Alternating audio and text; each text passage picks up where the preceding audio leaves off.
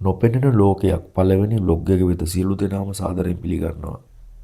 අඳුරේ දිලිසෙන්න ගිය ගෑනු ළමයි. 1917 දී ඇමරිකාවේ ඔරලෝසු හදන කර්මාන්තශාලාවලට තරුණ ගෑනු ළමයි බඳවා ගත්තා. ඔවුන්ගේ රස්සා වුණේ ඔරලෝසු මුහුණේ ඉලක්කම් වලට අඳුරේ දිලිසෙන රේඩියම් තීන්ත ආලේප කිරීමයි. මේ වැඩේ ඉතාම ආරක්ෂිතයි කියලා තමයි සමාගම ඔවුන්ට කිව්වේ. සියුම් වැඩක් නිසා බුරුසුව කටින් හුල් කර තීන්ත ගන්න කියලා ඔවුන්ට උපදෙස් ලැබුණා.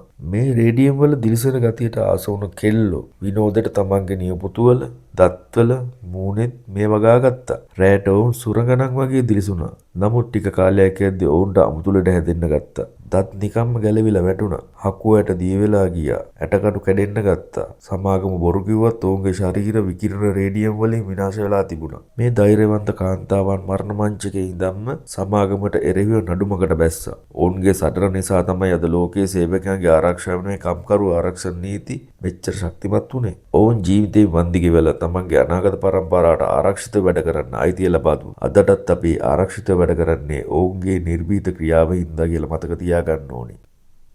අන්සාහිත කාන්තාව මැඩම් ඩිමෙන්චේ යනු 1800 ගණන් වල පැරිසියේ ජීවත් වූ කාන්තාවකි. 19 වන සියවසේ ජීවත් වූ අයට නම් ඇගේ මුහුණ අමුතුම දසුනක් බවට පත්විය. 70 ගණන් වල මැද භාගයේදී ඇගේ නළල මැද කුඩා අමුතු දෙයක් දිස්විය. මුලදී එය හානිකර නොවන බවක් පෙනෙන්නට තිබුණත් පසුව එය දිගටම ක්‍රමයෙන් වර්ධනය විය. වසරින් වසර එම වර්ධනය දිගු වී දැඩි වී වක්‍රයක් මෙන් දිස්විය. 1800 ගණන් වල මුල් භාගයේ වන විට එහි දිග සෙන්ටිමීටර් 25ක් තරම් දික් විය. මුහුණෙන් නැගී එන අංවැනි ව්‍යුහයක් වුවත් එය අස්තියක් නොවිය.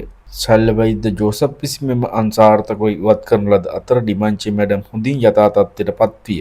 සැත්කමින් ඉවත් කරන ලද අං පසුකාලීනව දැක බලා ගැනීම සඳහා සංරක්ෂණය කොට කෞතුකාගාරයක තැන්පත් කරන ලදී. මියගිය පියාගේ සිරුර සඟවා තබාගත් දියණිය 2010 වසරේදී ජපානයේ ටෝකියෝ නගරයේ වයස්ගත පුද්ගලයා ලෙස සැලකූයේ සොගෙන් කටෝ නැමැති අයෙකි. ඔහුගේ 111 වෙනි උපන්දිනයට සුබ පැතීම සඳහා රජයේ නිලධාරීන් කණ්ඩායමක් ඔහුගේ නිවසට ගියහ. එය ඉතා උත්කර්ෂවත් නිල හමුවක් වනු ඇතැයි ඔවුන් බලාපොරොත්තු වුවද නිවස තුළට ඇතුළු ඔවුන්ට දැකගත හැකි වූයේ ඇඳක් මත තිබූ මිනිස් ඇට සැකිල්ලක් පමණි. පසුව කළ පරීක්ෂණවලදී හෙළි වූයේ සොගෙන් කටෝ නැමැති මෙම පුද්ගලයා සැබවින්ම මියගොස් ඇත්තේ වසර 30කට පෙර බවයි. ඔහුගේ මරණයෙන් පසුව ඔහුගේ පවුලේ සමාජිකයන් ඒ පිළිබඳව කිසිදු බලධාරියෙකුට දැනුම් දී තිබුණේ නැත. ඒ වෙනුවට ඔවුන් කළේ මියගේ සිරුර නිවසේ කාමරයක් තුළම තබාගෙන වසර 30ක් පුරා රජයෙන් ඔහුට ලැබුණු විශ්‍රාම මුදල් වැටුපින් දිගින් දිගට වංචනික ලෙස ලබා ගැනීමයි. මෙම වංචාව හෙළිවීමෙන් පසු ඔහුගේ දියණිය සහ මිනිපිරිය අත්අඩංගුවට ගත් අතර දිනුයයි සම්මත රටක පවා මුදල් වෙනුවෙන් මනුෂ්‍යත්වය අමතක කර මෙවැනි දේ සිදුවිය හැකි බව ලෝකයටම පසක් විය. පෝලන්ත හමුදාවේ සිටි සැබෑ වලසා යුද්ධයට සත්තු පාවිච්චි කිරීම අලුත් දෙයක් නෙමෙයි. නමුත් සොල්දාදුවෙක් විදිහට නිල වශයෙන් බඳවාගත් වලසෙක් ගැන අහලා තියෙනවද? දෙවන ලෝක යුද්ධයේදී පෝලන්ත හමුදාවට ඉරානයේදී අනාථ වූ සිරියානු දුබුරු වලස් පැටවෙක් හමු වුණා. සොල්දාදුවන් ඌව කිරිදීලා හදාගත්තා. වොයිටෙක් නම් වූ මෙම වලසා සොල්දාදුවන් එක්කම හැදුනේ. ඌ සිගරට් බොන්න, බියර් බොන්න, සොල්දාදුවන් එක්ක පොර බදන්න පුරුදු වුණා. යුද්ධය දරුණු වෙනකොට හමුදාවට සත්තු ගෙනියන්න අවසර නැති නිසා ඔවුන් වොයිටෙක්ව නිල වශයෙන් කෝප්‍රල් තන්තුරට බඳවා ගත්තා. ඌට පඩි පොතක් සහ අංකයක් ලැබුණා. ඉතාලියේ මොන්ටේ කැසිනෝ සටනේදී මේ වලසා පුදුම වැඩක් කරා. මිනිස්සුන්ට උස්සන්න අමාරු ಭಾರತ කාලතුවක්කු උණ්ඩ පෙට්ටි තමන්ගේ අද්දකින් උස්සගෙන ගිහින් ඉදිරිපෙළ සොල්දාදුවන්ට දුන්නා. යුද්ධයෙන් පස්සේ ඌ වීරයෙක් වුණා. ස්කොට්ලන්තයේ සත්වොද්‍යානයක ජීවත් වූ වොයිටෙක් මිය ගියේ 1963 දී. සෝඩර් පවුලේ නොවිසඳුණු අභිරහස. අපි හැමෝම නත්තලට කැමතියි.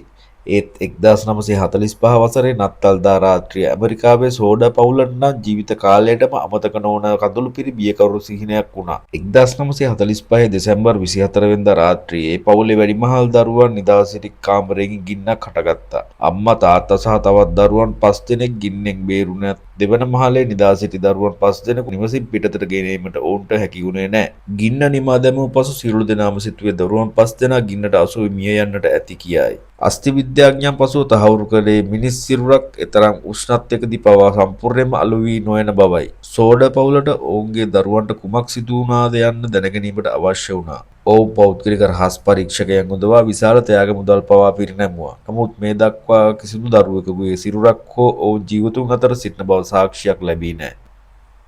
මිනිසුන් අතහැර ගිය හොල්මන් නගරය.